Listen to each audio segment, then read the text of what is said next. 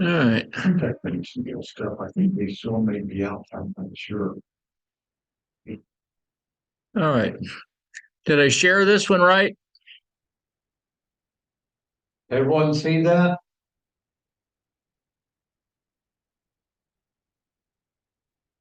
So, Bob, what's that old rocket doing up there? Can see your file viewer, but not the not Say that again.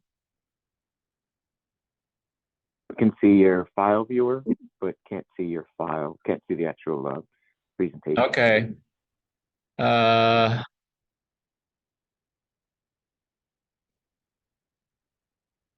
Sorry. I'll get the hang of this someday. How about now? Perfect. Okay. All right. Now that we have an antenna, we have to be able to connect it to the radio. And we call these feed lines. And normally we'll have connectors on them so you can uh, disassemble it. In most cases, you're going to be using coaxial cable. In some cases, it might be ladder line or twin lead or what we call open wire feed line. It's not nearly as common. It's much more convenient to use and maybe cheaper to use coaxial cable.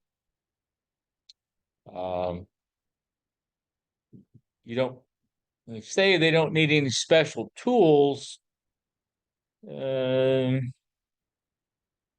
That's kind of, in most cases today, you're going to use a crimp type connector on your coaxial cable, and you need a crimping tool. Whether that class is a special tool or not, I would actually think it does.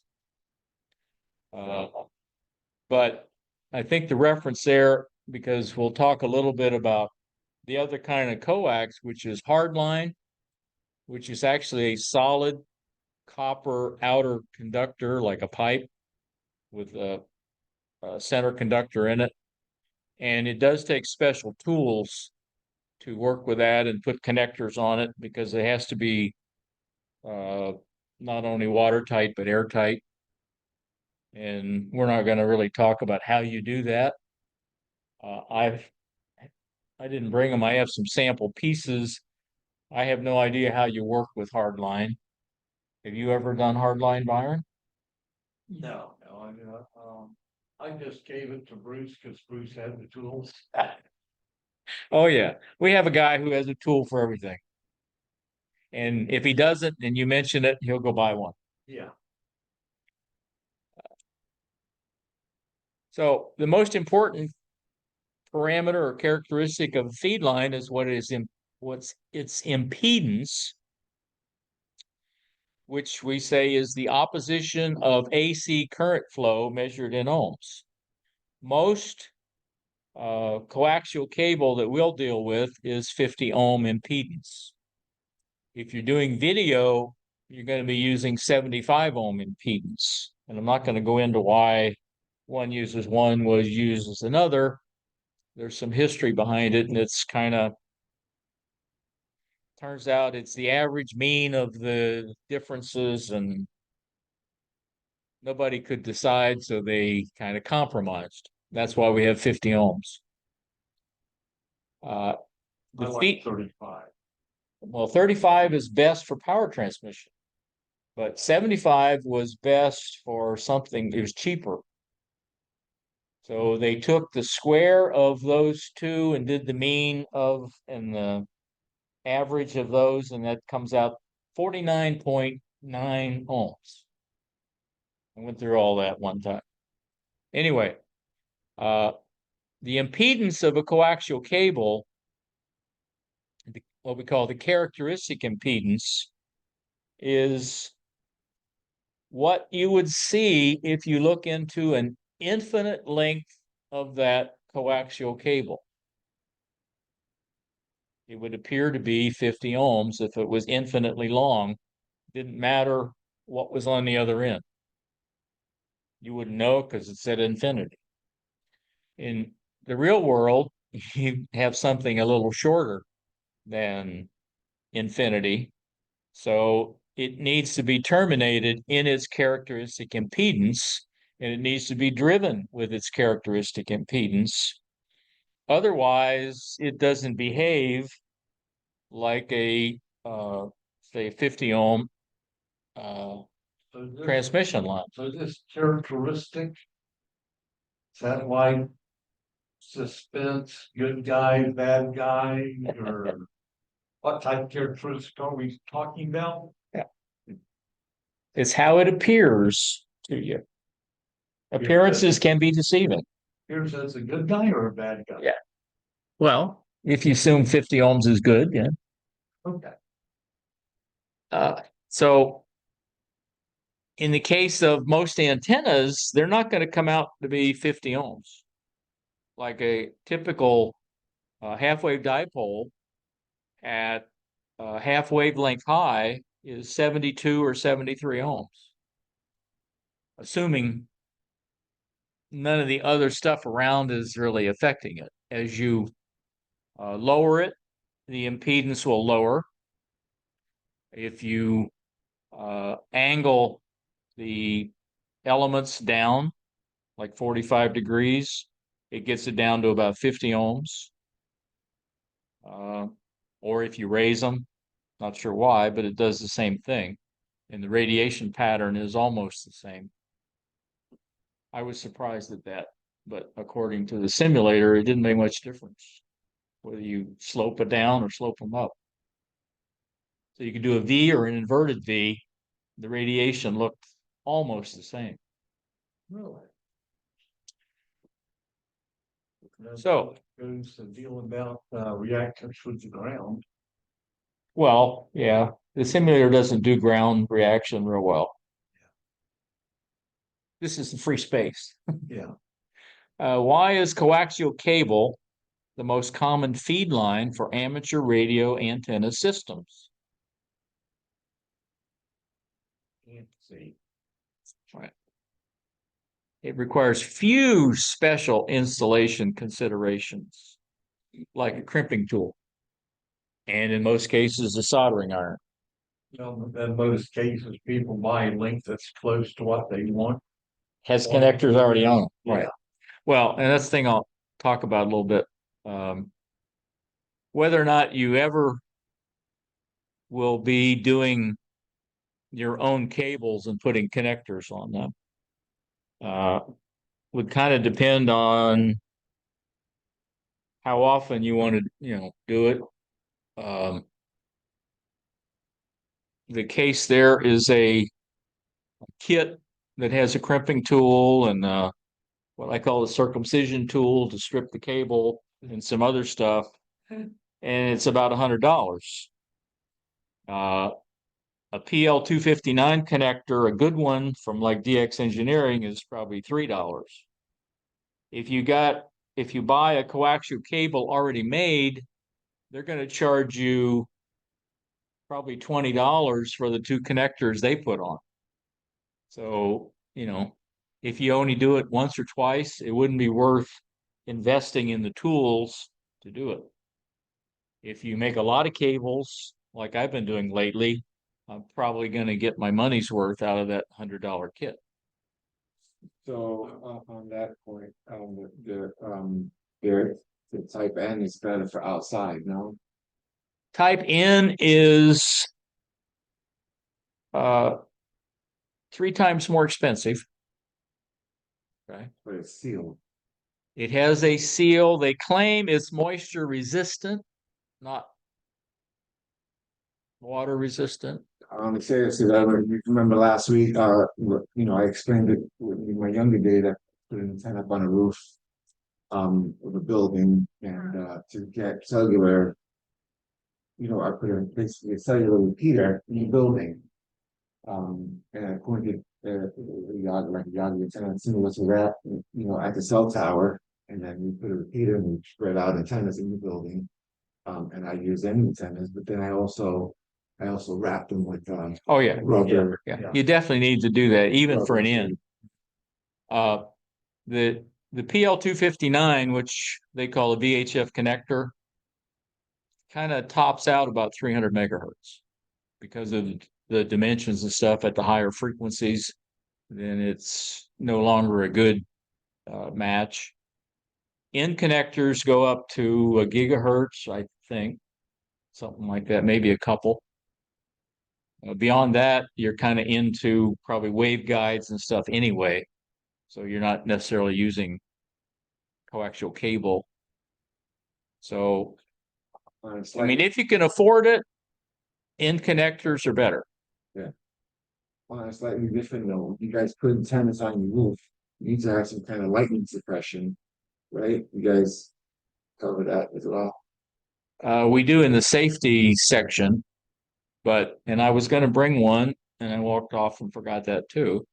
A typical lightning arrestor that you normally put it where your feed line comes into your ham shack or your house, whatever. Okay, so that you can divert the lightning, hopefully, the ground before outside the house as opposed to inside the house. With a direct strike, it'll help. It's not gonna stop everything. I mean, you're talking about upward 50, 100,000 amperes for, microseconds, and usually up to 10 discharges. What you see as one is actually about 10. And what you're seeing is the after effect. The way lightning works, you get the potential difference and it starts to create ionization feeders coming down and ionizing the atmosphere. Some of them don't make it to the ground, some of them do, but it's the recombination of the electrons with the positive ions that releases the energy. We talked about the energy levels. Once it's a free electron, it's got more energy in it than when it's combined with the atom.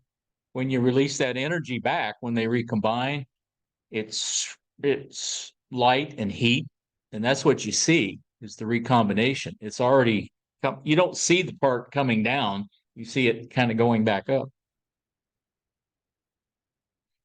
That's not on the test.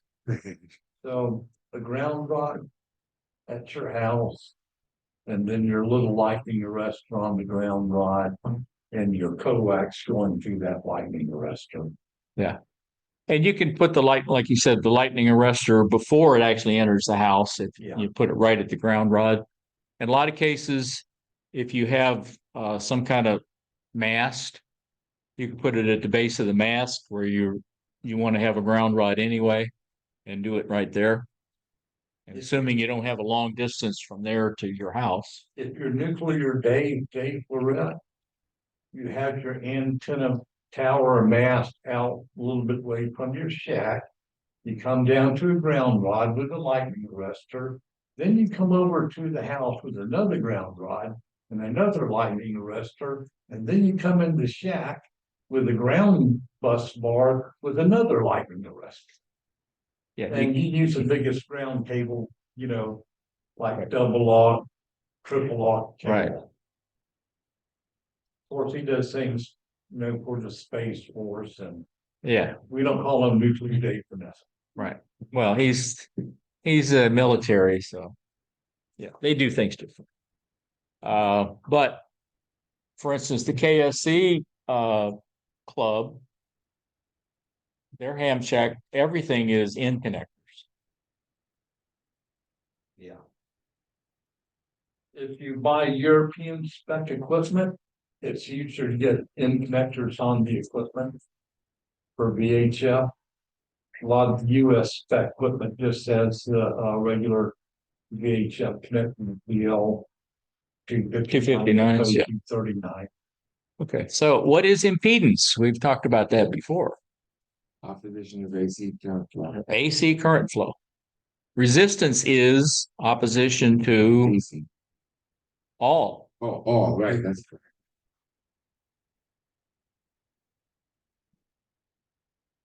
What is the unit of impedance?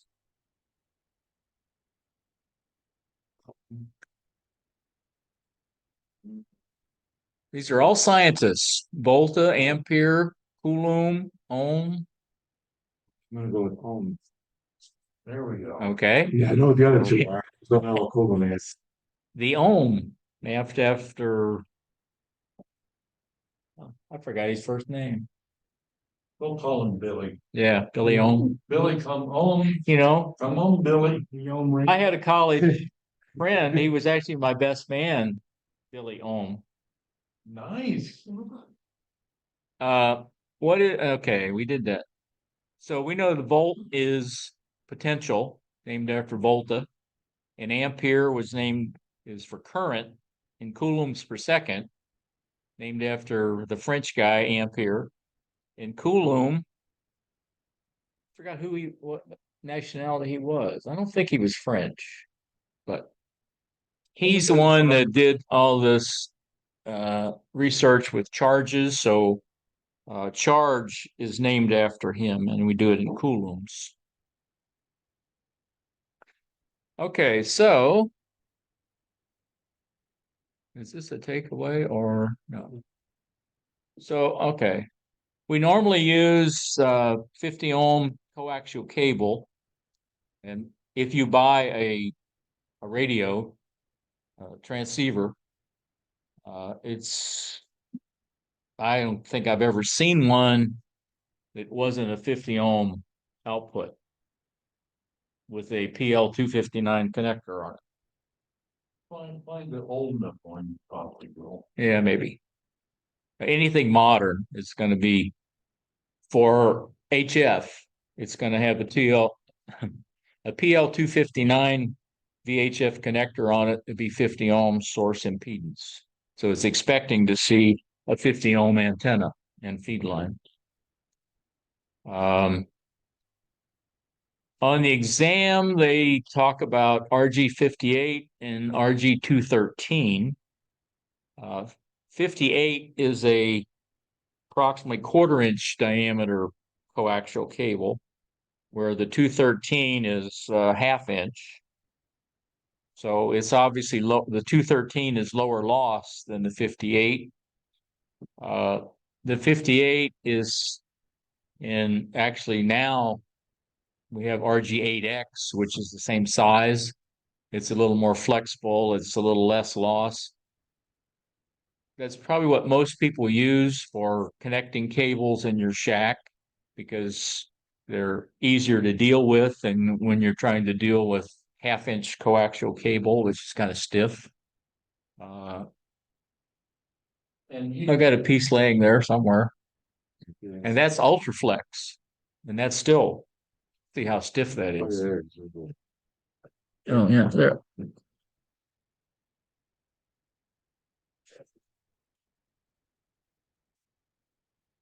And you notice the center conductor on that is stranded. That's why it's Ultraflex. In the normal LMR 400, it's solid and it's stiff. Probably a 1 foot radius. Yeah, it doesn't, well, actually, you know what, when they ship it to me, probably about 10 to 12 inches. are you building that or is that just leftover drop? I'm gonna put a connector on it. Okay.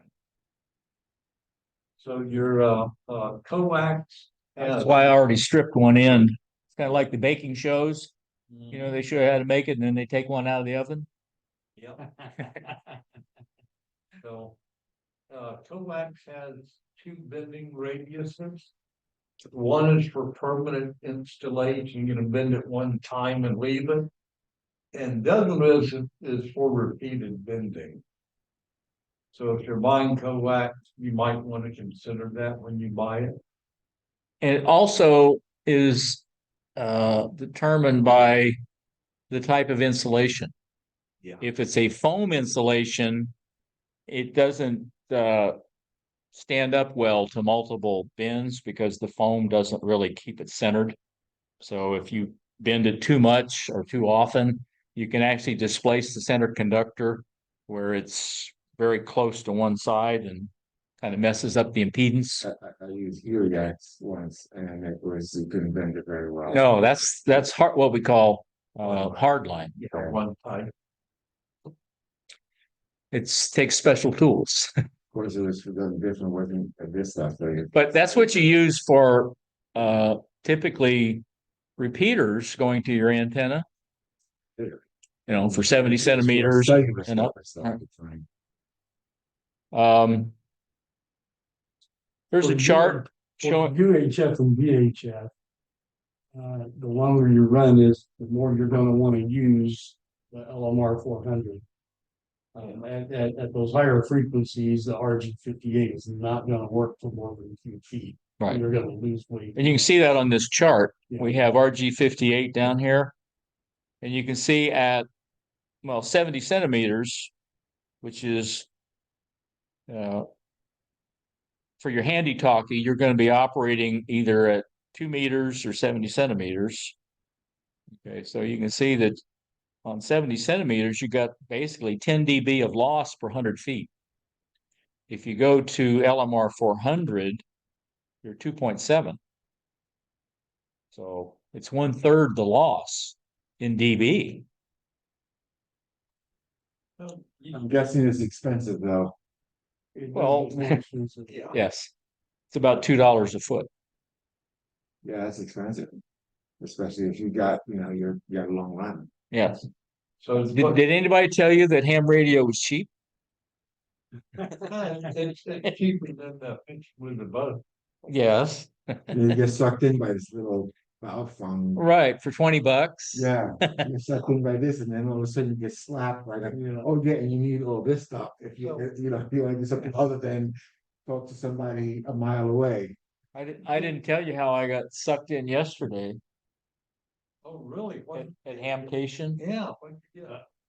Well, Bob and Michael kind of forced me into it too, but I spent a long time at the ICOM booth with the guy,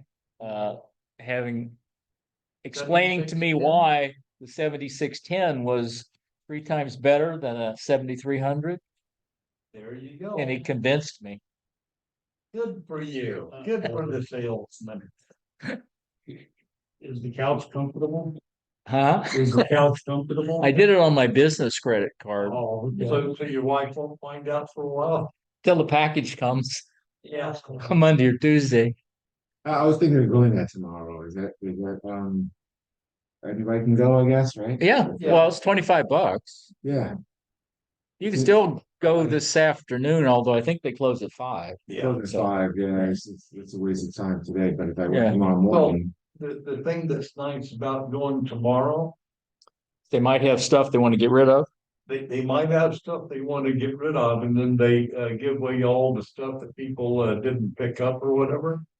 Oh, Because a lot of people will get their tickets and they only come one day. Okay, so they give away everything. So at the end of the day, they may have, I think you just convinced me then. yeah, I just wanted to go there so I could touch more stuff. Oh, yeah, they Because got all I lots can of stuff. do is touch things that I can afford to buy right now, which is this little handheld Okay. radios. Now, our club president for the Indian River Club, Steve, insists that you should never buy anything at the tailgate area. You have all these people in what they call the tailgate area with tables and stuff in the back of their car selling stuff. Swap set. yeah, basically that's it. And then they have a building, the swap building where it's indoors. Okay, so they got more stuff like Skycraft is there. They got, selling just their normal stuff like this, just empty out, like, I don't want this stuff anymore, just bring it over and sell it. well, the problem is, for, connectors, things like that, you're probably all right. But buying a radio at the tailgate thing is iffy. You don't know if it really works. You get no They guarantee. can give it to me right then and there's, Well, how are they gonna do that? turn it on and use it. What are they gonna plug it into? I see. There's no way it's going to Yeah. for you. You're assuming they got an antenna there too. I wouldn't buy anything that I don't hear. Right. Or So, unless I have a money back there. I mean, if it was such a deal, you couldn't pass it up, maybe, but, right. It's, Gotcha. Yeah, you'll find a lot of stuff, little parts, things like that, maybe. They do sell a lot of old equipment. I saw a bunch of Heathkit and Hallicrafter and even some German radio transmitters, gigantic things. A lot of neat stuff to look at. But That's they what do I- have all the vendors there Yes, in one of the absolutely. buildings. Yeah, I went down the list, I saw the vendors and, it's Right. So, we talked about amateur radio being expensive. This is my opinion. Is most guys will stop between 5 and 10 grand of stuff. But you can get a good start for about $1.5 grand, have your antenna, your VHF, UHF, HF radio. So you catch a nice radio on sale for $800, $1,000, and another $100 for your antenna, and Yeah. $100 for your coax, and There might be a 7300 for sale shortly. there you go.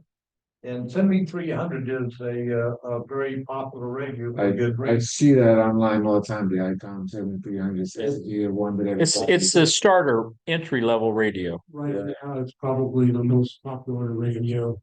It's been out for 8 years too. Yeah. The new hot cheap radio is a Yaesu FT 710. Yeah, I saw that as well. And the Yeah. 710 is available in at least a couple configurations.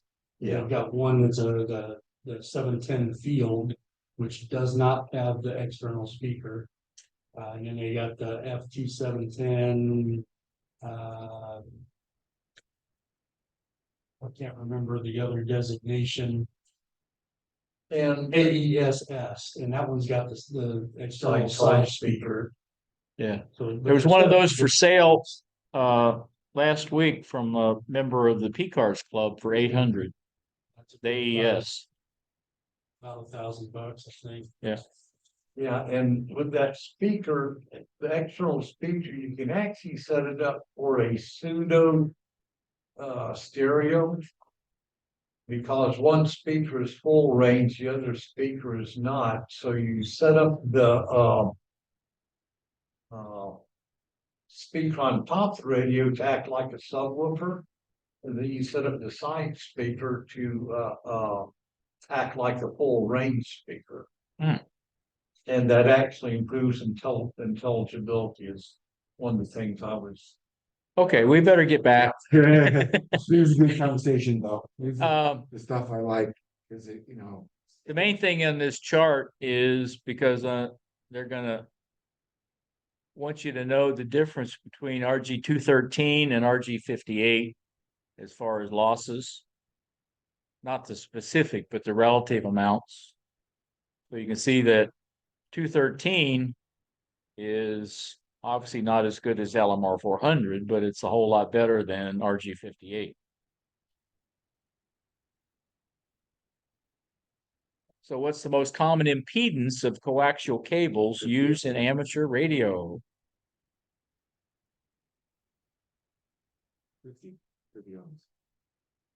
50 ohms. 50? 8 ohms is typically audio type stuff, speakers. 600 ohms is what we call open wire feed line, usually 600 ohms. I don't know what 12 ohms is. 600 ohms also makes the input of some of the audio stuff. Right. That's true. This little distribution transformers are 600 ohms. And sometimes they'll step it down to 8. They Line level. transmit it online at 600. So what happens is the frequency of a signal in coaxial cable is increased.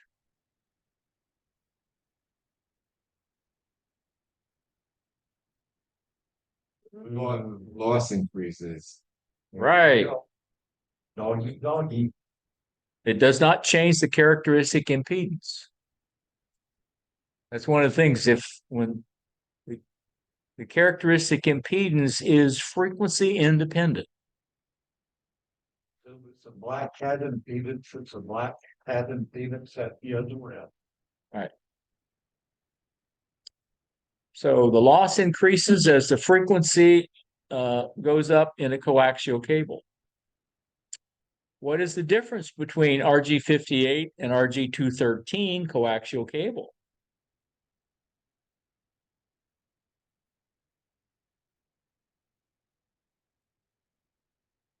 I would say C.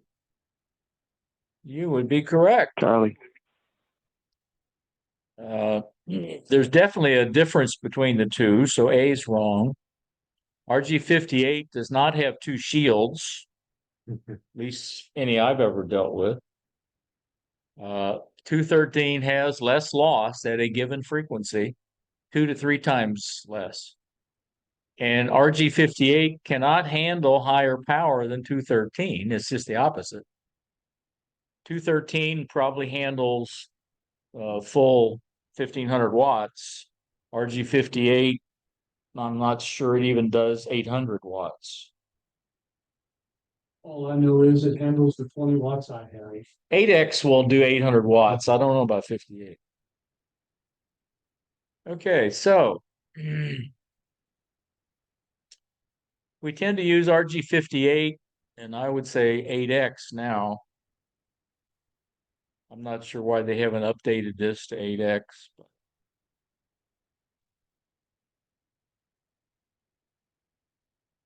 we use it for short runs, things you want to connect and disconnect and with short cables.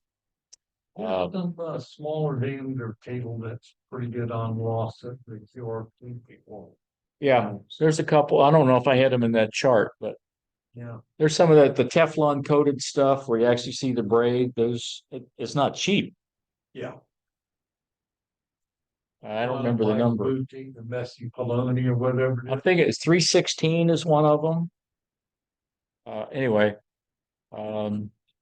so even at VHF and UHF, RG213 isn't necessarily a good. LMR 400 is, if you saw on the chart, was a lot better. And in most cases, if you can afford it, you're talking about like repeaters and things, you would be using hardline, your heliacs that you talked about. Well, what's nice when you go to a ham fest, like Hamcation, a lot of times you'll have commercial installers or people who bought a whole spool and they use like 80 or 90% of it going up the tower.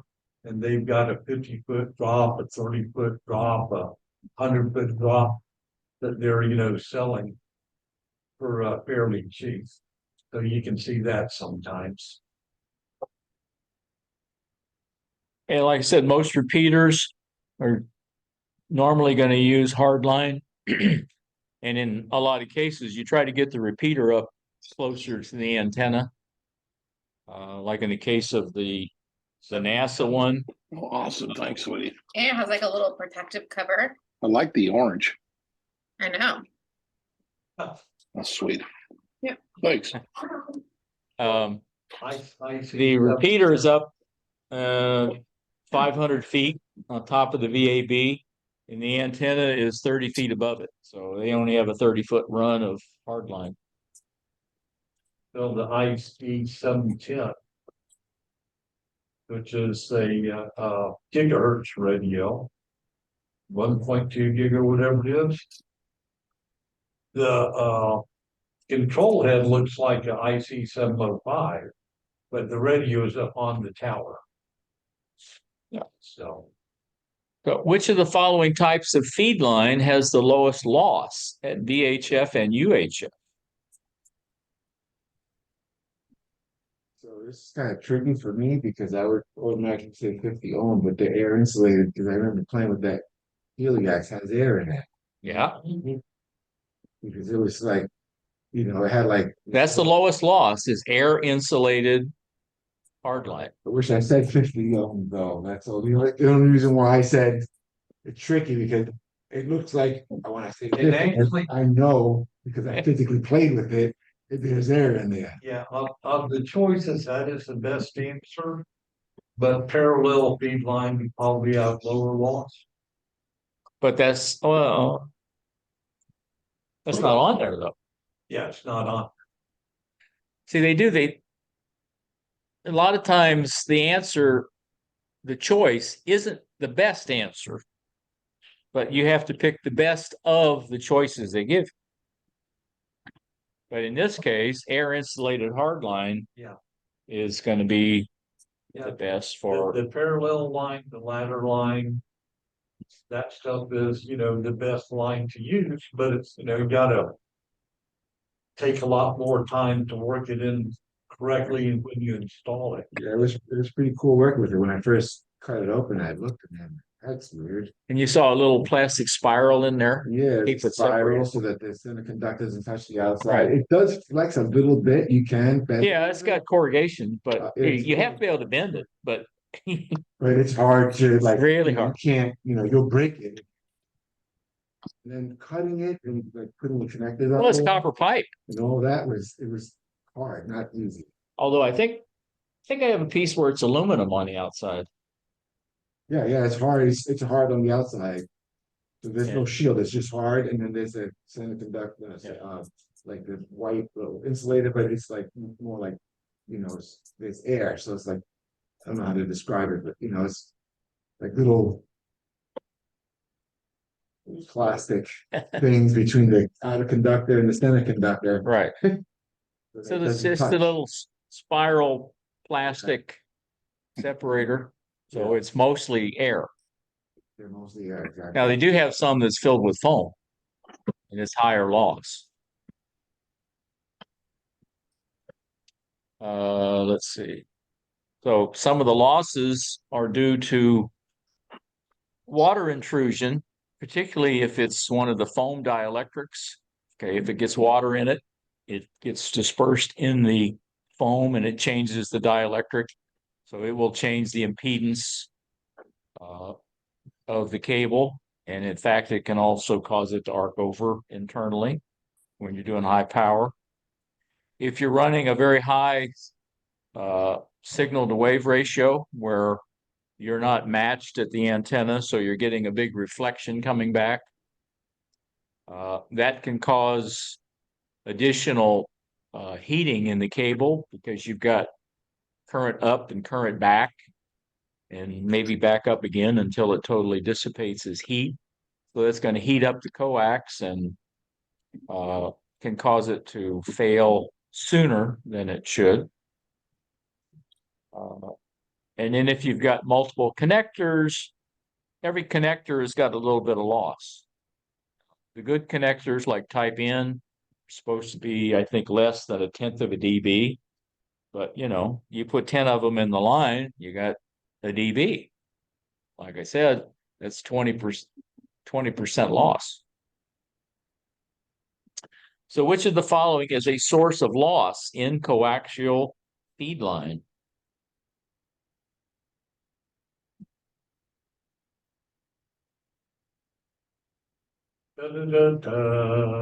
This is another tricky one. I'm gonna go with all. Okay. Because Every once in a while, bad. you're going to get one of these. It's all the above.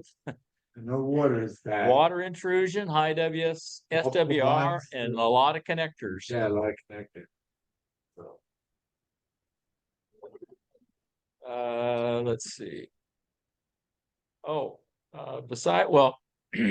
moisture is still in effect, but ultraviolet light also affects the outer covering or the outer jacket on coax. So you have to be careful if you're going to use it outside. You want to make sure that you buy coax that is UV impervious or protective. All of it isn't. And you find some like direct berry that's UV protected and it's got a thicker coating and you can put it underground for longer periods of time. I have 23 feet or 24 feet of LMR 400F at home. F? F. that I bought from my shop. Because they had it left over from a job and didn't need it, so I paid them $1 a foot for it. There you go. What is F? I had to look it up. It's fire resistant. Oh, But okay. it comes with a warning that it is definitely not heat resistant. Okay. Can't have both, huh? Can't have both, but you know, for our purpose, for the job that we had, running that inside the fuselage of an aircraft. Yeah, that would be more important. Because it's shielded from any sunlight ever, Yeah. so. So now you have to put in some flex conduit or a garden hose. No, I bought it to make jumpers Jumper. inside, so just to go from my window pass through to the various different radios. Okay. But I will probably end up only using it for, because it's very, very stiff, I'll probably Yeah. be using it only for the VHF, UHF. and That's why I use that for that the- purpose. The rest of it, we'll just get some RG58 or some 8X. Yeah, so that fire resistant this is- stuff. This is way I less. actually know what that is. Yeah, That fire resistant stuff, I actually know what that is. It protects on in the coating. That's what that- Yeah, I'm not sure how they do it, but. That's why it's not UV It's rated. It's good Teflon, so good in the because- sun. Kind of microwave cable. So like the other LMR 400 that I have is not times microwave, it's Amazon special. oh, yeah, okay. You gotta take your chances. Yeah, well, I mean, I did a lot of digging to finally find it, and it was, times microwave is 2.7 dB loss per 100 feet. The KMR 400 that I got from Amazon is 2.9. So it's a little more wattage, but Right. you know, I only needed. If that's accurate, yeah. If that's accurate. I have a lot of the HRO sells Davis wire 400 or I think it's DR 400 or something like that. It's their equivalent. Right. It's not, it's kind of like yours is the loss is a little higher, but it's like $1 a foot. Yeah, way less. And Davis is a real. And what? Davis is a real company, yeah. The main thing about the ultraviolet is it causes cracks in the outer insulation, so it lets water in. And water can get into the braid also and corrode the braid on the outside to the point where it can be totally disconnected. I've seen some pieces where that's happened and you take off the insulation and there's no braid. It's just a break in the cable. I was talking about the RG58 while ago about that. It definitely doesn't have two braids, but I can tell you that's what I'm using for all my HF stuff right now is RG58. And I have taken it apart before and the braid is so.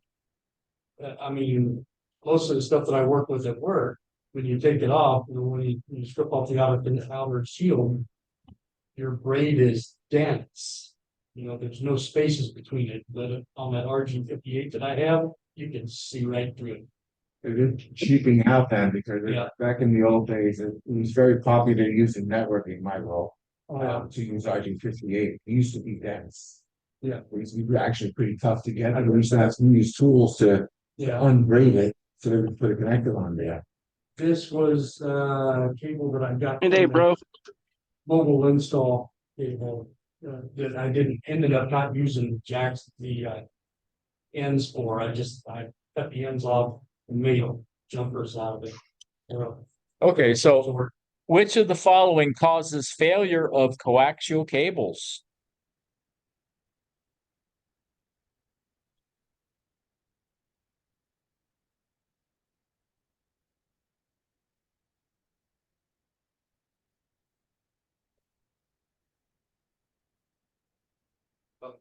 I know moisture is no good.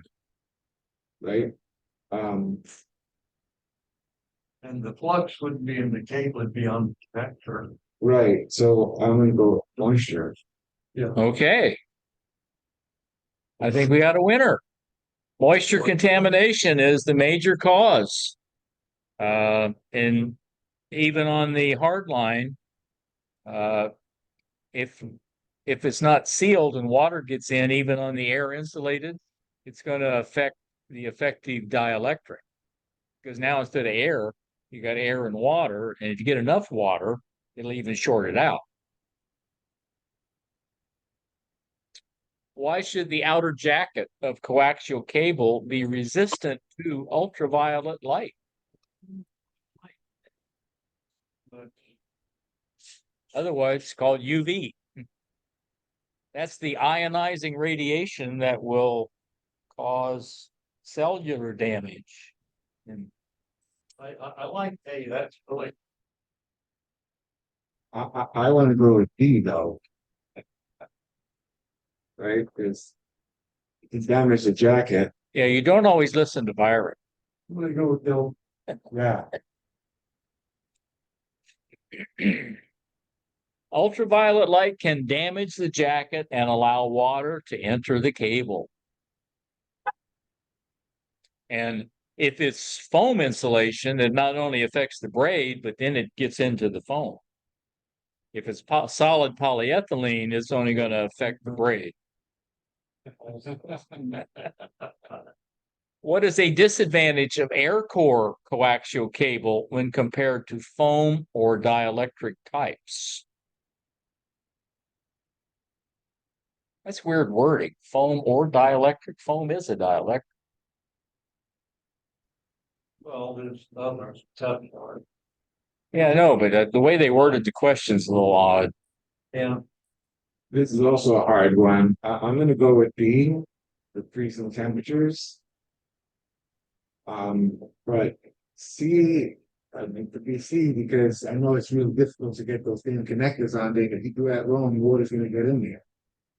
Well, now you've actually done it. You should know the answer to this.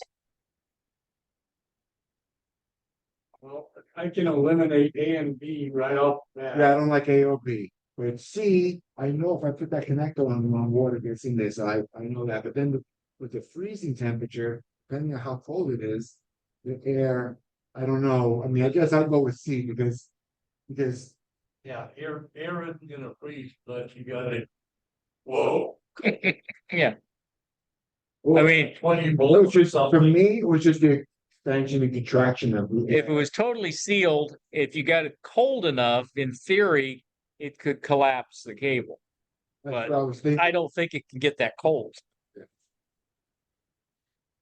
So C is the one I had to deal with Right. when I was. Special techniques and tools to prevent moisture in the cable.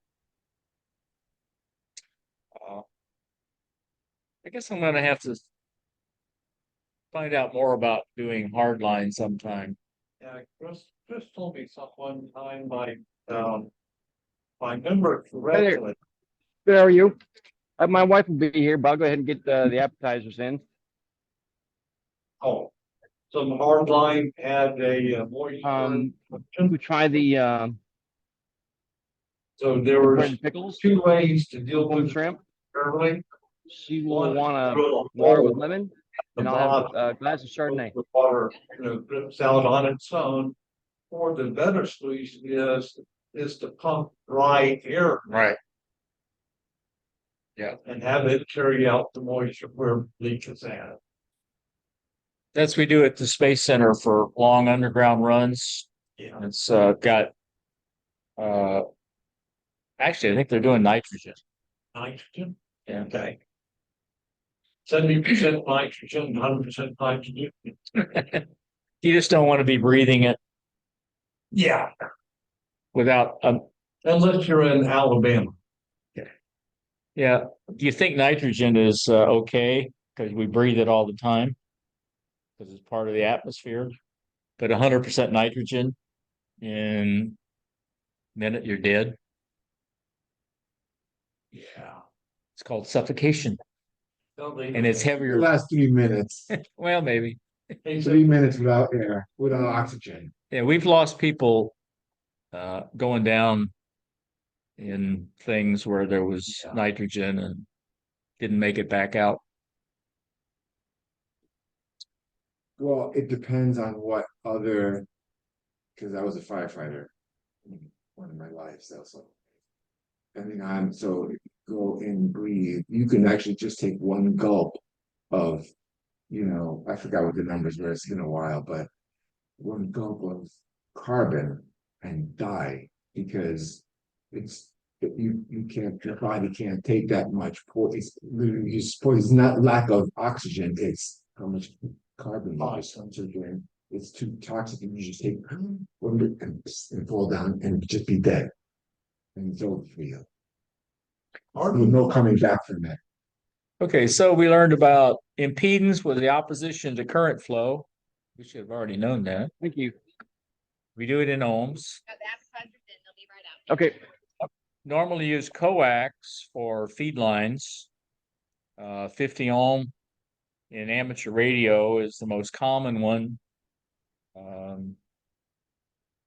That losses go up with frequency, and RG213 is better than RG58. You just think of a half-inch coax is better than quarter-inch coax, almost in all cases. An air-insulated hard line is the lowest loss at VHF, UHF. I guess you can use open wire at those. I don't think I've ever seen it. Yeah, UHF. you could, but I've never seen anyone do it. Yeah. And it requires special tools for the hard line, and water is the major cause of problems in coax and and hard line, either from UV damaging the outer coating and letting water in, or water getting in through connectors or other sources, cuts in the cable or something like that.